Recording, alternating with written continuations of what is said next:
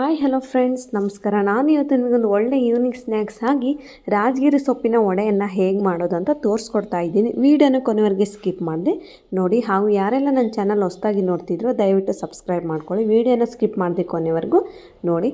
ಮೊದಲಿಗೆ ನಾನು ಇಲ್ಲಿ ರಾಜಗಿರಿ ಸೊಪ್ಪನ್ನು ತೊಗೊಂಡಿದ್ದೀನಿ. ನಿಮ್ಗೆ ಎಷ್ಟು ಬೇಕಷ್ಟು ನೀವು ಸೊಪ್ಪನ್ನು ತೊಗೋಬೋದು. ಇದು ಸಿಟಿ ಸೈಡ್ ಸಿಗೋಲ್ಲ, ಬಟ್ ಹಳ್ಳಿ ಸೈಡು ಸಿಗುತ್ತೆ. ಹಾಗಾಗಿ ಈ ಸೊಪ್ಪನ್ನು ನಾನು ಮಾಡಿ ತೋರಿಸ್ತಾ ಇದ್ದೀನಿ ನೋಡಿ. ಈ ಥರ ಸೊಪ್ಪನ್ನು ಪೂರ್ತಿ ಚಿಕ್ಕ ಚಿಕ್ಕದಾಗಿ ಹೆಚ್ಕೋಬೇಕು. ನಂತರ ನಾನು ಇಲ್ಲಿ 125 ಗ್ರಾಮ್ ಆಗುವಷ್ಟು ಕಡಲೆಬೇಳೆನ ಚೆನ್ನಾಗಿ ಕನಿಷ್ಠ 3 ತಾಸಾಗಲಿ ನೀವು ನೆನೆ ಹಾಕಬೇಕು ನೋಡಿ. ಈ ಥರ ನಾನು ಸ್ಮ್ಯಾಶ್ ಮಾಡಿದಾಗ ಅದು 2 ಪೀಸ್ ಆಗಬೇಕು, ಆ ಥರ ನೆನಿಬೇಕು. 3 ಅವರ್ ಆಗಲಿ ನೀವು ಚೆನ್ನಾಗಿ ನೆನೆಸಬೇಕು. ಈಗ ಅದನ್ನು ನಾನು ಒಂದು ಮಿಕ್ಸಿ ಜಾರ್ಗೆ ಹಾಕಿ ತುರಿಯಾಗಿ ರುಬ್ತಾ ಇದ್ದೀನಿ. ತೀರಾ ಸಣ್ಣ ರುಬ್ಲಿಕ್ಕೆ ಹೋಗಬೇಡಿ, ರೋಸ್ಟ್ ಆಗಿ ಬರೋದಿಲ್ಲ. ಹಾಗಾಗಿ ಸ್ವಲ್ಪ ತುರಿಯಾಗಿ ರುಬ್ಬಿ ಹೆಚ್ಚಿಟ್ಕೊಂಡಿರುವಂಥ ರಾಜಗಿರಿ ಸೊಪ್ಪಿಗೆ ಹಾಕ್ತಾಯಿದ್ದೀನಿ. ಸ್ವಲ್ಪ ನಾನು ಫ್ಲೇವರ್ಗೆ ಸ್ವಲ್ಪ ಟೇಸ್ಟ್ ಚೆನ್ನಾಗಿ ಬರಲಿ ಅಂತ ಕಡಲೆಬೇಳೆನೇ ನೆನೆಸಿಟ್ಟಿರುವಂಥ ಕಡಲೆಬೇಳೆನೇ ಸ್ವಲ್ಪ ಹಾಕ್ತಾಯಿದ್ದೀನಿ.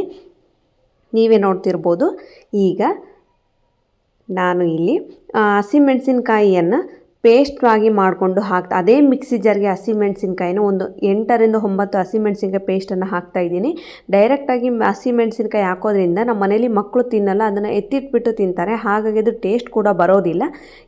ಈ ಥರ ಪೇಸ್ಟ್ ಮಾಡಿ ಹಾಕೋದ್ರಿಂದ ಎಲ್ಲ ಕಡೆಯೂ ಖಾರ ಸ್ಕ್ರಬ್ ಆಗುತ್ತೆ, ಹಾಗೂ ಟೇಸ್ಟ್ ಕೂಡ ತುಂಬ ಚೆನ್ನಾಗಿ ಬರೋ ಕಾರಣ ಇದನ್ನು ಪೇಸ್ಟ್ ಮಾಡಿ ಮಿಕ್ಸಿ ಜಾರ್ಗೆ ಹಾಕಿದ್ದೀನಿ. ಈಗ ನಾನು ಹಸಿ ಕಡಲೆಬೇಳೆ ಹಿಟ್ಟನ್ನು ಚೆನ್ನಾಗಿ ಜರಡಿಲಿ ಹಿಡಿತಾ ಇದ್ದೀನಿ. ನೀವೇ ನೋಡ್ತಿರ್ಬೋದು. ಆ ಹಿಟ್ಟಿಗೆ ಎಷ್ಟು ಬೇಕೋ ಅಷ್ಟು ನೀವು ಜರಡಿಯನ್ನು ಇಟ್ಕೋಬೇಕು. ನೀವೇ ನೋಡ್ತಿರ್ಬೋದು. ನಿಮಗೆ ಎಷ್ಟು ಬೇಕೋ ಅಷ್ಟು ಸೊಪ್ಪನ್ನು ಎಷ್ಟು ತೊಗೊಂಡಿರ್ತಾರೆ ಅದು ಮೆಜರ್ಮೆಂಟ್ಗೆ ನೀವು ಹಿಟ್ಟನ್ನು ಇಟ್ಕೋಬೇಕು. ಹಾಗೂ ನಿಮಗೆ ಮಾಡಲಿಕ್ಕೆ ಸ್ವಲ್ಪ ಗಟ್ಟಿಯಾಗಿರುತ್ತೋ ನೀರಾಗಿರುತ್ತೋ ಅಥವಾ ಮಾಡಲಿಕ್ಕೆ ಬರ್ತಿಲ್ಲ ಅದು ನೋಡಿಕೊಂಡು ನೀವು ಹಿಟ್ಟನ್ನು ಹಾಕೋಬೇಕಾಗುತ್ತೆ. ಸ್ವಲ್ಪ ಅಳುಕಾದರೆ ನಂತರ ಕಡಲೆಬೇಳೆ ಹಿಟ್ಟನ್ನು ಹಾಕ್ಕೊಂಡು ಚೆನ್ನಾಗಿ ಮಿಕ್ಸ್ ಮಾಡ್ಕೋಬೇಕಾಗುತ್ತೆ. ನೀವೇ ನೋಡ್ತಿರ್ಬೋದು. ಈಗ ಹಿಟ್ಟನ್ನು ಹಾಕ್ತಿದ್ದೀನಿ. ಈಗ ಸ್ವಲ್ಪ ರುಚಿಗೆ ತಕ್ಕಷ್ಟು ಉಪ್ಪನ್ನು ಹಾಕ್ತಾಯಿದ್ದೀನಿ. ಉಪ್ಪನ್ನು ನೋಡಿ ಹಾಕ್ಕೊಳ್ಳಿ. ಆಮೇಲೆ ಎಲ್ಲ ಕಲಸಿದ ಮೇಲೆ ಒಂದು ಸಲ ನೋಡಿ ನೀವು ಉಪ್ಪು ಕಡಿಮೆ ಆದರೆ ಅವಾಗ ಕೂಡ ಹಾಕ್ಕೋಬೋದು. 1.5 ಟೀ ಸ್ಪೂನಷ್ಟು ಜೀರಿಗೆನ ಹಾಕ್ತಾಯಿದ್ದೀನಿ. 2 ಸ್ಪೂನ್ ಬೇಕಾದ್ರೆ ಹಾಕ್ಕೋಬೋದು. ಜೀರಿಗೆ ಹಾಕೋದ್ರಿಂದ ಸ್ವಲ್ಪ ಟೇಸ್ಟ್ ಚೆನ್ನಾಗಿ ಬರುತ್ತೆ, ರುಚಿ ಕೂಡ ತುಂಬ ಚೆನ್ನಾಗಿರುತ್ತೆ. ಹಾಕಿ ಈಗ ಇದನ್ನು ಚೆನ್ನಾಗಿ ಮಿಕ್ಸ್ ಮಾಡ್ಕೊಳ್ತಾ ಇದ್ದೀನಿ. ನೀವೆಷ್ಟು ಚೆನ್ನಾಗಿ ಒಂದು 8ರಿಂದ 10 ನಿಮಿಷ ಚೆನ್ನಾಗಿ ಎಲ್ಲ ಸೊಪ್ಪು ಅದೆಲ್ಲ ಮಿಕ್ಸ್ ಆಗೋ ಥರ ನೀವು ಚೆನ್ನಾಗಿ ಮಿಕ್ಸ್ ಮಾಡ್ಕೋಬೇಕಾಗುತ್ತೆ. ನೀವೇ ನೋಡ್ತಿರ್ಬೋದು. ಖಂಡಿತವಾಗ್ಲೂ ನೀವು ಅಲಸಂದಿ ಬೇಳೆ ವಡೆನೋ ಅಥವಾ ಉದ್ದಿನ ಬೇಳೆ ವಡೆನೋ ತಿಂದು ಬೇಜಾರಾಗಿದ್ದರೆ ಈ ರಾಜಗಿರಿ ಸೊಪ್ಪಿನ ವಡೆಯನ್ನು ತಿನ್ನಿ. ಆರೋಗ್ಯಕ್ಕೂ ಕೂಡ ತುಂಬ ಒಳ್ಳೆಯದು. ಹಾಗೂ ಈ ಸೊಪ್ಪಿನಲ್ಲಿ ತುಂಬ ಇದನ್ನು ತಿನ್ನೋದ್ರಿಂದ ತುಂಬ ಯೂಸ್ಫುಲ್ ಇದೆ. ನಾನು ರೀಸೆಂಟಾಗಿ ನಿಮ್ಗೆ ಒಂದು ವೀಡಿಯೋ ಹಾಕಿರ್ಬೋದು, ನೀವು ನೋಡ್ತಿರ್ಬೋದು. ಆ ವಿಡಿಯೋ ಸಂಬಂಧಪಟ್ಟಂಗೆ ನಿಮ್ಮ ಮನೇಲಿ ಮಕ್ಕಳು ಸೊಪ್ಪು ತಿಂತಿಲ್ಲ, ಪಲ್ಯ ತಿಂತಿಲ್ಲ ಅಂದರೆ ಈ ಥರದ ರೆಸಿಪಿನ ನೀವು ಈವ್ನಿಂಗ್ ಸ್ನ್ಯಾಕ್ಸ್ಗೆ ವಡೆ ಮಾಡಿಕೊಟ್ರೆ ಮಕ್ಕಳು ಕೂಡ ತುಂಬ ಇಷ್ಟಪಟ್ಟು ಕೂಡ ತಿಂತಾರೆ ನೋಡಿ. ಈಗ ನಾನು ಚೆನ್ನಾಗಿ ಇದನ್ನೆಲ್ಲ ಮಿಕ್ಸ್ ಮಾಡಿದ್ದೀನಿ. ಈಗ ಒಂದು 10 ಮಿನಿಟ್ಸ್ ನೆನಿಬೇಕು. ಅದರಲ್ಲಿ ಸೊಪ್ಪು ಇಟ್ಟು ಚೆನ್ನಾಗಿ ನೆನಿಬೇಕು. ಈಗ ಪ್ಲೇಟ್ ಮುಚ್ಚಿಡಬೇಕು. ಈಗ ನಾನು ಪ್ಲೇಟನ್ನು 10 ನಿಮಿಷ ಆದಮೇಲೆ ಪ್ಲೇಟನ್ನು ಓಪನ್ ಮಾಡ್ತಿದ್ದೀನಿ. ನೀವೇ ನೋಡ್ತಿರ್ಬೋದು. ಸ್ವಲ್ಪ 1.5 ಟೀ ಸ್ಪೂನಷ್ಟು ನಾನು ಸೋಡಾವನ್ನು ಹಾಕ್ಕೊಳ್ತಾ ಇದ್ದೀನಿ. ನೀವು ಸೋಡಾ ಬೇಡ ಅಂದರೂ ಸ್ಕಿಪ್ ಮಾಡ್ಬೋದು. ಹಾಕಿ ಚೆನ್ನಾಗಿ ಮಿಕ್ಸ್ ಮಾಡ್ಕೋಬೇಕು.